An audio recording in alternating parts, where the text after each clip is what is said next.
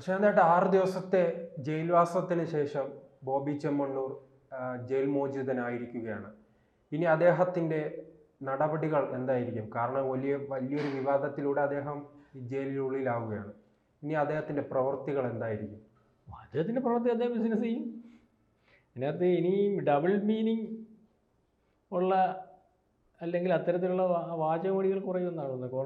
കോടതി അത് പറഞ്ഞിട്ടുണ്ട്. പിന്നെ ഈ വിഷയത്തെപ്പറ്റി സംസാരിക്കേണ്ട എന്നൊന്നും പറഞ്ഞിട്ടില്ല. പക്ഷേ അതിന് സംസാരിക്കാൻ പാടില്ലല്ലോ, അല്ലെങ്കിൽ ഇത്തരത്തിൽ വാക്കുകൾ ഉപയോഗിക്കരുതെന്ന് പറഞ്ഞിട്ടുണ്ട്. ഒരു കോടതി കർശനമായിട്ട് പറഞ്ഞിട്ടുണ്ട്. അപ്പോൾ രാഹുൽ ഈശ്വറിനും അത് ബാധകമാണ്. വേറൊരാളുടെ വസ്ത്രധാരണത്തെ പറ്റി ആവശ്യമില്ലാത്ത കാര്യങ്ങൾ പറയേണ്ട കാര്യമൊന്നുമില്ല. രാഹുൽ ആദ്യം പറഞ്ഞതിനകത്ത് അല്ലെങ്കിൽ ആദ്യ ഘട്ടങ്ങളിലൊക്കെ പറഞ്ഞ കാര്യത്തിനകത്ത് കുറച്ച് ന്യായമുണ്ടെങ്കിൽ രാഹുലിൻ്റെ ബോബി ചെമ്മണ്ണൂർ പുറത്തിറങ്ങുമ്പോൾ ഇനി രാഹുൽ അകത്തോട്ട് പോകും. അല്ല, അതല്ല, അതെനിക്കറിയത്തില്ല. രാഹുലിന് ചിലപ്പോൾ അകത്തോട്ട് പോകാൻ സാധ്യതയുണ്ട്. പോലീസ് അറസ്റ്റ് ചെയ്താൽ രാഹുലിൻ്റെ അകത്ത് ഒരു ന്യായം പറഞ്ഞു, ഒരു സഭ്യം അല്ലെങ്കിൽ പറയുന്നത് പോലെ അയാൾ ബോബി ചെമ്മണ്ണൂർ ക്ഷമയാചിച്ച സമയത്ത് അവർ കേസ് വിഡ്രോ ചെയ്യാമെന്നും അല്ലെങ്കിൽ ഇവരുടെ വസ്ത്രധാരണത്തിനകത്ത് അവർ ശ്രദ്ധിക്കേണ്ടതാണെന്നും അതിനകത്ത് സഭ്യതയുണ്ടോ എന്നൊക്കെ ഒരു ലളിതമായി ഇപ്പോൾ അതിനകത്ത് ഈ പറയുന്ന കാര്യത്തിനകത്ത് ഒരു ആക്കം കിട്ടിയപ്പോൾ അതിന് വളരെ കൂടുതലായിട്ട് ഞാൻ അങ്ങനെ നിൽക്കുന്നു, ഏതാണ്ട് സ്വാതന്ത്ര്യ സമര പോരാളികളുടെ കൂട്ടിപ്പം വേറെ വല്ലവനുമൊക്കെ വസ്ത്രം ധരിക്കുന്നതിൻ്റെ പുറകെ നിൽക്കേണ്ട കാര്യമൊന്നും രാഹുൽ ഈശ്വറിനില്ല. അവർക്ക് ഇഷ്ടമുള്ള പോലെ വസ്ത്രം ധരിക്കാൻ പറ്റും. രാഹുൽ ഈശ്വറിന് ഇഷ്ടമുള്ള പോലെ രാഹുൽ ഈശ്വർ വസ്ത്രം ധരിക്കുന്നത്. മാത്രമല്ല, ഈ വിഷയത്തിനകത്ത് ഇത് പൊതുജനത്തിന് മൊത്തം താല്പര്യമുള്ള ഒരു വിഷയമൊന്നുമല്ല. മനസ്സിലായോ? നമ്മൾ ഈ പറയുന്നത് പോലെ അവരൊരു സിനിമ നടിയാണ്, അവർക്ക് ഇഷ്ടമുള്ള പോലെ വസ്ത്രം ധരിക്കും, അവർക്ക് ഇഷ്ടമുള്ളത് നടക്കും. അതിനകത്ത് ഈ പറയുന്ന പൊതുജനത്തിന് ബുദ്ധിമുട്ടുണ്ടാവും. പൊതുജനം സംഘടിച്ചോട്ടെ. നിങ്ങളൊരു മെസ്സേജ് കൊടുത്തു, ആ മെസ്സേജ് ഒരു പരിധിവരെ ആൾക്കാർ അക്സെപ്റ്റ് ചെയ്തു. അപ്പോൾ ഒരു വാർത്താ പ്രാധാന്യം കിട്ടുന്നെന്ന് പറഞ്ഞുകൊണ്ട് അവരുടെ വസ്ത്രധാരണത്തെ അല്ലെങ്കിൽ അവരുടെ രീതികളെയും അവരുടെ ജീവിതമാർഗത്തെയും ഒക്കെ തടയുന്ന രീതിയിലേക്ക് ഒരു പോക്ക് രാഹുൽ ഈശ്വറിൻ്റെ ഭാഗത്തുനിന്ന് വരുന്നതായിട്ട് എനിക്ക് തോന്നുന്നുണ്ട്. അത് നമ്മൾ പറയുമെങ്കിൽ രാഹുൽ ഈശ്വറിൻ്റെ ഭാഗത്തുനിന്ന് തെറ്റായ സമീപനം. മാത്രവുമല്ല, അതിനകത്ത് രാഹുൽ ഈശ്വർ ഈ പറയുന്ന നടിയുടെ ഭാഗം പറയുന്നത് പോലെ ഇദ്ദേഹം എത്ര വലിയ വ്യവസായി ആണെങ്കിലും അല്ലെങ്കിൽ എത്ര വലിയ ബിസിനസ്സുകാരനാണെങ്കിലും അദ്ദേഹത്തെ അങ്ങ് പ്രൊമോട്ട് ചെയ്യേണ്ട കാര്യമൊന്നുമില്ല. ഇന്ന് അയാൾ എന്തൊക്കെ ചെയ്തിട്ടുണ്ടെങ്കിൽ അത് അയാളുടെ കർമ്മമോ? അയാൾ ഈ ചെയ്യുന്നതിനൊക്കെ അയാൾ വേണ്ട പ്രൊമോഷൻ കിട്ടുന്നുണ്ട്.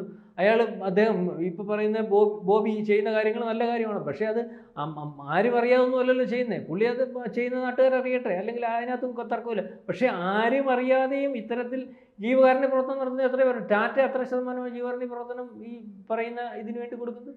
അവരുടെ പ്രോഫിറ്റിൻ്റെ 60-70% ജീവകാരുണ്യ പ്രവർത്തനത്തിന് വേണ്ടി മാത്രം മാറ്റി വെച്ചു എത്രയോ കാലം കൊണ്ട്.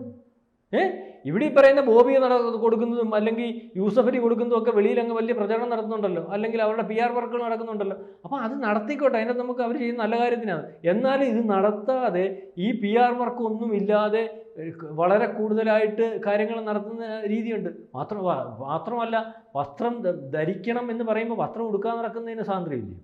അപ്പം ഇതിനകത്ത് ഈ ന്യായവും അന്യായവും നമുക്കിപ്പം ശ്രീത്ത് ഇട്ടുകൊണ്ട് വരുന്ന വസ്ത്രത്തിനകത്ത് എനിക്ക് മോശമാണെങ്കിൽ എനിക്ക് രഹസ്യമായിട്ടല്ലേ പറയാൻ പറ്റൂ. ശ്രീത്തിൻ്റെ സ്വാതന്ത്ര്യത്തെ എനിക്ക് കൈയടത്താനൊന്നും പറ്റത്തില്ലല്ലോ. ഈ പറയുന്ന ഈ രാഹുൽ ഈശ്വർ അവരുടെ വസ്ത്രത്തെ പറ്റി പറയുന്നത് ഈ ദേഹം മൊത്തവും മറച്ചുകൊണ്ട് നടക്കുന്ന ആൾക്കാരെ പറ്റി രാഹുൽ ഈശ്വറിൻ്റെ അഭിപ്രായം എന്തോ? അപ്പോൾ അവർക്ക് അവരുടെ സ്വാതന്ത്ര്യം ഉണ്ടല്ലോ. മാത്രവും അപ്പം അതിനകത്ത് രാഹുൽ ഈശ്വർ അഭിപ്രായം പറയുന്നുണ്ട്. അപ്പം ഇതിപ്പം അവർ ജീവിക്കുന്നു, ആ രീതിയിൽ വന്നു. അവർ കേസ് കൊടുത്തതിന് അത് ന്യായം അന്യായം ഉണ്ടോ എന്ന് എനിക്കറിയില്ല. 4 മാസം മുമ്പാണ് ഇപ്പോൾ സംഭവം. അതിനുശേഷം ഇപ്പോൾ അവർ കേസ് കൊടുക്കുന്നു, അല്ലെങ്കിൽ അവരുടെ അതിനകത്ത് അസഹനീയമായിട്ട് വല്ലതും കണ്ടിട്ടുണ്ടാവും. അതിനുശേഷം രാഹുൽ ഈശ്വർ അഭിപ്രായം പറയുന്നത്. രാഹുൽ ഈശ്വറിന് മാന്യമായിട്ടൊരു ഫേസ്ബുക്ക് പോസ്റ്റിൽ കൂടി അവർ മറുപടി കൊടുക്കുന്നു. രാഹുൽ ഈശ്വറിന് ആ മാന്യതയല്ലെന്ന് തോന്നിയപ്പോൾ തിരിച്ച് മറുപടി കൊടുക്കാം. പിന്നെ ഇപ്പോൾ ഇതിൻ്റെ പുറകിൽ അങ്ങ് നിന്ന് ഓരോ ദിവസവും രാഹുൽ ഈശ്വർ അഭിപ്രായം പറയേണ്ട കാര്യമില്ല. രാഹുൽ ഈശ്വറിന് അതിനകത്തുനിന്ന് പ്രമോഷൻ കിട്ടുന്ന പോലെ തോന്നി. അപ്പോൾ രാഹുൽ ഈശ്വറിൻ്റെ പേരിൽ പോലീസ് നിയമപരമായിട്ട് നീങ്ങിയപ്പോൾ പരിശോധിച്ചപ്പോൾ ഈ പറയുന്ന അതിനകത്ത് എടുത്താൽ അല്ലെങ്കിൽ കേസെടുക്കേണ്ട വകുപ്പില്ല. പക്ഷേ ഇന്ന് കോടതി ഈ രാഹുൽ ഈശ്വരൻ അല്ലെങ്കിൽ സോഷ്യൽ ഓഡിറ്റ് എന്നൊക്കെ പറഞ്ഞ വാക്ക് ഉപയോഗിച്ചിട്ടുണ്ട്. കോടതി പറഞ്ഞതനുസരിച്ച് നോക്കുമ്പോൾ രാഹുൽ ഈശ്വർ ഇനിയും തുടർന്ന് സംസാരിച്ചു പോകുന്ന ഒരവസ്ഥ വന്നാൽ ഈ പറയുന്നത് പോലെ അത് രാഹുൽ ഈശ്വർ കേസിലേക്കും അല്ലെങ്കിൽ മുൻകൂർ ജാമ്യത്തിന് പോലും ശ്രമിച്ചാൽ കിട്ടാത്ത ഒരവസ്ഥയിലേക്കൊക്കെ കാര്യങ്ങൾ പോകും. ഈ പറയുന്ന കോടതി ഒരാൾ ഒരു തെറ്റ് ചെയ്ത് ആ തെറ്റ് ഇനി ആവർത്തിക്കരുത്, അല്ലെങ്കിൽ തെറ്റാണെന്ന് കണ്ട് അതിനെപ്പറ്റി കോടതിയിൽ പരിശോധിക്കാമെന്ന് കണ്ട് അയാൾക്ക് കോടതി പറയുന്ന നിയമത്തിൻ്റെ അടിസ്ഥാനത്തിൽ വെളിയിൽ പോകാം എന്ന് പറഞ്ഞ് ജാമ്യത്തിൽ വിടുമ്പോൾ അതേ തെറ്റ് ന്യായീകരിച്ചുകൊണ്ട് അതേ രീതിയിൽ മുന്നോട്ട് പോകുന്ന ഒരവസ്ഥ വന്നാൽ, മാത്രമല്ല ഒരു സ്ത്രീയാണ്, ഈ നമ്മുടെ ഇന്ത്യ മഹാരാജ്യത്ത് വസ്ത്രം ധരിക്കുന്നതിന് സ്വാതന്ത്ര്യമുണ്ട്. അപ്പം ആ രീതിയിൽ ഈ വസ്ത്രം ധരിക്കാൻ അനുവാദമുള്ളപ്പോൾ അതിനെ നിരന്തരം ക്രിട്ടിസൈസ് ചെയ്യുന്ന ഒരു അവസ്ഥയിലേക്ക് പോകത്തില്ല. മാത്രവുമല്ല ഈ സ്ത്രീയെ ആക്ഷേപിക്കും. നമ്മൾ ഇവിടുത്തെ ഇപ്പോൾ പീഡനം നടന്നാലും മറ്റ് ആക്ഷേപങ്ങളൊക്കെ നടന്നാലും അതെല്ലാം രഹസ്യമായിട്ട് വളരെ ഗോപ്യമായിട്ട് മറച്ചു പിടിച്ചാണല്ലോ അവരെ സംരക്ഷിച്ച് പോകുന്നൊരു നിയമമാണല്ലോ. അപ്പോൾ അതിനു മുമ്പ് ദിലീപിൻ്റെ കേസിനകത്ത് ആ നടിയെ പലർക്കും അറിയാമെങ്കിലും അവരുടെ പേര് പോലും പറയത്തില്ല. പക്ഷേ ഇത് പബ്ലിക്കായി. ഇവരാണ് ഇതിൻ്റെ പുറകിൽ, ഇവരാണ് ഈ കേസ് കൊടുത്ത സ്ത്രീ എന്നൊക്കെ അറിയുന്നതിന് യാതൊരു പ്രയാസമില്ലാതെ പരസ്യമായിട്ടല്ലേ അവർ പരസ്യമായിട്ട് വന്നല്ലേ കേസ് കൊടുത്തത്, പരസ്യമായിട്ട്. അപ്പം അവർക്ക് ഇനി വരുന്ന അല്ലെങ്കിൽ ആര് പറയുന്ന ആക്ഷേപത്തിനും അല്ലെങ്കിൽ അവരെ ആക്ഷേപിക്കാനും പ്രയാസമില്ലാതായി. മാത്രമല്ല രാഹുൽ ഈശ്വരും ഈ പുരുഷ സഹായ സംഘമൊക്കെ വന്നു കഴിഞ്ഞപ്പോഴത്തേന് ഇവരെ ആക്ഷേപിക്കാൻ ഭയമില്ലാതായി. വേറെ പല നിയമ വിദഗ്ധരുമായിട്ട് സംസാരിച്ചപ്പോൾ അഭിപ്രായ സ്വാതന്ത്ര്യം ഉള്ളിടത്തോളം കാലം അവരുടെ കാര്യത്തിൽ അഭിപ്രായം പറയാമെന്നായി. അപ്പം ഈ രാഹുൽ ഈശ്വരെ പഞ്ചസാരയൊക്കെ പൊതിഞ്ഞ ഈ നായിക്കാട്ടം എന്ന് പറഞ്ഞ പോലെ രാഹുൽ ഈശ്വർ വളരെ പൊതിഞ്ഞ് പറയുന്നെങ്കിലും വളരെ കൃത്യമായിട്ട് അവരെന്താണെന്നും അവർക്ക് എന്താണ് ജോലിയെന്നും അവരുടെ ജോലി ശരിയല്ലെന്നും അവർ സമൂഹത്തിന് നല്ല സന്ദേശമല്ല കൊടുക്കുന്നുവെന്നും അവരുടെ ഈ രീതിയിലുള്ള പോക്ക് നാളെ കാലത്തെ ഈ നമ്മുടെ രാജ്യത്തിനകത്ത് വളർന്നു വരുന്ന കുഞ്ഞുങ്ങളുടെ ഭാവിയെ പോലും ബാധിക്കുമെന്നുള്ള രീതിയിലൊക്കെയാണ് പറയുന്നത്. രാഹുൽ ഈശ്വറിന് ഇവിടെ ഡ്രസ് കോഡ് തീരുമാനിക്കാൻ അധികാരം. രാഹുൽ ഈശ്വർ ഇപ്പം നമ്മൾ പല വാർത്തയിലും കേട്ടില്ല അവിടുത്തെ ഡ്രസ് കോഡ് എന്തോ ഇപ്പം നമ്മുടെ ഇതിനകത്ത് നാട്ടുകാർ അംഗീകരിക്കുന്ന അല്ലെങ്കിൽ നാട്ടുകാർക്ക് അറിയാവുന്ന ഒരു ഡ്രസ്സാ മുണ്ടും ഷർട്ടും അല്ലെങ്കിൽ മുണ്ടും പാൻറ്റും ഇട്ടുണ്ട്. നമ്മൾ രണ്ടുകൂടെ ഒന്നുമില്ല ഇവിടെ രണ്ടുപേരും ഉടുപ്പൂരിയിട്ട് സംസാരിച്ചാൽ എന്ത് ലൈവ് വരത്തില്ലേ? നമ്മൾ കാവി പോസ്റ്റോണ്ടിരുന്നാൽ ലൈവ് വരത്തില്ലേ? എന്താ ആരാണ്ട് ചോദ്യം ചെയ്യൂ? അല്ലെങ്കിൽ നമ്മളിപ്പോൾ കഥകളി വേഷം എന്താ ധരിച്ചുകൊണ്ട് അവിടെ ഇരുന്ന ലൈവ് വരത്തില്ലേ? അപ്പോൾ അതിന് ഡ്രസ് കോഡും ഒന്നുമില്ല. കോഡൊന്നും പറയാൻ പറ്റത്തില്ല. ഇത് സ്കൂളിൽ കോഡുണ്ടോ? സ്കൂളിൽ ആ പിള്ളേർക്കെല്ലാം ഒരേപോലെ അറിയുന്നതിന് വേണ്ടി അതിന് ഡ്രസ് കോഡൊന്നും പറയാൻ പറ്റില്ല. എവിടെ എങ്ങും ഡ്രസ് കോഡൊന്നും ഇല്ല. ഈ രാഹുൽ ഈശ്വർ ഇത്രയും ന്യായം പറയുമ്പോൾ ഞാനൊരു കാര്യം ചോദിച്ചിട്ട്, ഇപ്പം ചെറിയ സ്കേർട്ട് ഇട്ടുകൊണ്ട് പെൺപിള്ളേർ പോകുന്നു, നമ്മൾ ആക്ഷേപം പറയുന്നുണ്ട് ജീൻസ് സ്കേർട്ടും. എൻ്റെ മുന്നേ ഈ ബ്ലൗസും പണ്ടത്തെ മുണ്ടും കൊടുത്തുകൊണ്ട് വളരെ കാലങ്ങളായിട്ട് സിനിമയിൽ അഭിനയിക്കുന്ന ആൾക്കാരെ കണ്ടിട്ടില്ലയോ? വയറ് കാണിച്ചുകൊണ്ടല്ലേ ആ സ്ത്രീകൾ നടന്നിട്ടുള്ളത്. അല്ലെങ്കിൽ അവർക്കൊരു തോർത്ത് പോലും ഉണ്ടാകത്തില്ലല്ലേ സിനിമയ്ക്കകത്ത്? അന്നും വയറ് കാണുന്നില്ലേ? ഇപ്പം കൊച്ചു പെൺപിള്ളേർ ജീൻസ് ഇട്ടിട്ട് ഈ പറയുന്ന ഇതിനുമ്പം പുക്കിൾ കാണുന്നു അല്ലെങ്കിൽ വയറ് കാണുന്നു. ഈ അക്ഷരം പറയുമ്പോൾ അന്നത്തെ കാലത്ത് എന്തോ സംഭവിച്ചുകൊണ്ടിരുന്നത്? തോർത്തിട്ടുകൊണ്ട് നടക്കുന്ന അല്ലെങ്കിൽ സാരിയും ഈ കണ്ടിട്ടില്ലേ പഴയ സിനിമയിൽ 60കളിലൊക്കെ സിനിമയിൽ? അപ്പം അത് സഭ്യമായ ഒരു ഇപ്പോഴത്തെ ഈ ന്യായം പറയുന്ന ആൾക്കാരുടെ മുമ്പിൽ ആ വേഷം കാണിച്ചാൽ സഭ്യമായ വേഷമാണ്. അപ്പം അന്നത്തെ ഈ പറയുന്ന ഇപ്പം ഇവരെ ഒരു ഭാഗമാണല്ലോ അല്ലെങ്കിൽ പല ഭാഗങ്ങളും അവരുടെ പ്രൊജക്റ്റ് ചെയ്ത് കാണിക്കുന്നു എന്ന് പറഞ്ഞുകൊണ്ടല്ലേ പറയുന്നത്. പഴയ ഷീലയുടെയൊക്കെ സിനിമകൾ അല്ലെങ്കിൽ ഷീല എന്ന് പറഞ്ഞത് അല്ലെങ്കിൽ പല സിനിമാ നടികളെയും പഴയ സിനിമാ നടികളുടെയൊക്കെ നമ്മൾ സിനിമ കണ്ടിട്ടില്ലേ?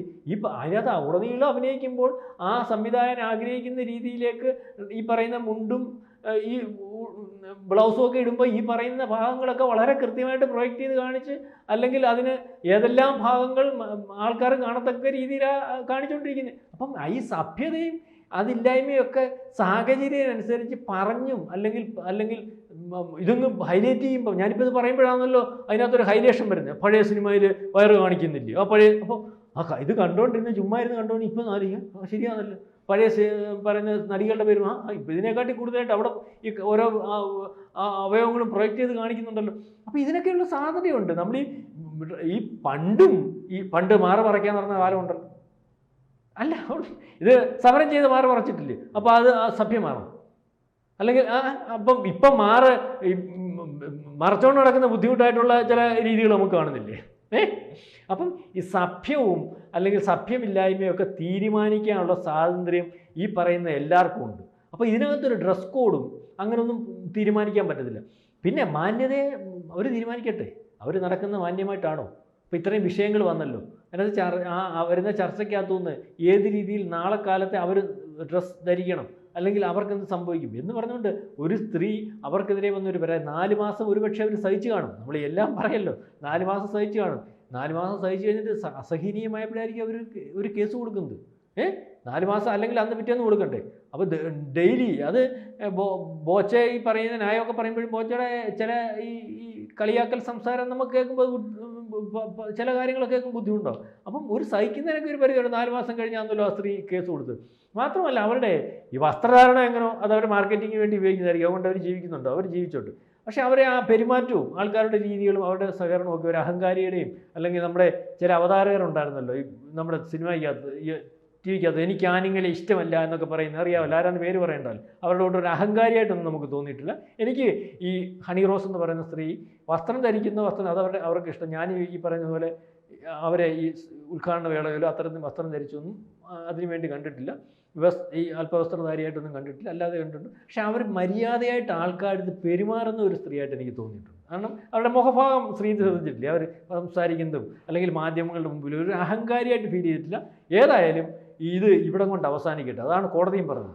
തെറ്റ് പറ്റി അല്ലെങ്കിൽ അവർ കേസ് കൊടുത്തു, അത് അവിടെ കൊണ്ട് അവസാനിക്കട്ടെ.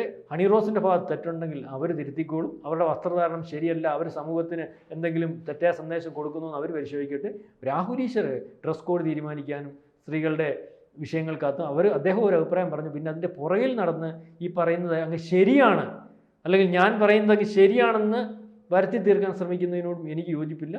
ബോച്ചെ അന്ന് അദ്ദേഹം ചെയ്ത തെറ്റ് അന്നേരം തന്നെ അദ്ദേഹത്തിന് ഒരു മാന്യത നമ്മൾ കണ്ടു. ഡബിൾ മീനിങ് പറയുന്നെങ്കിൽ ഞാൻ ചെയ്ത തെറ്റുണ്ടെങ്കിൽ ഈ പറയുന്ന കേസെല്ലാം വരുന്നതിന് മുമ്പ് അദ്ദേഹം അതിന് ക്ഷമ ചോദിക്കുന്നത് പറഞ്ഞു. അതിന് ശേഷം കേസുമായിട്ട് ബന്ധപ്പെട്ട കാര്യങ്ങളെല്ലാം അദ്ദേഹം മാന്യമായിട്ട് സഹകരിച്ചു. പത്രക്കാരെ കണ്ടപ്പോഴും ഞാനൊരു ഡബിൾ മീനിങ്ങിൻ്റെ പേരിലാണ് ഈ കേസെന്നാണ് പുള്ളി പറഞ്ഞത്. അപ്പോൾ ഇതുവരെ അദ്ദേഹത്തിൻ്റെ ഭാഗത്തുനിന്ന് മാന്യമായ ഒരു സമീപനം ഉണ്ടായിട്ടുണ്ട്. ഏതായാലും മാന്യമായിട്ടെല്ലാം തീരട്ടെ.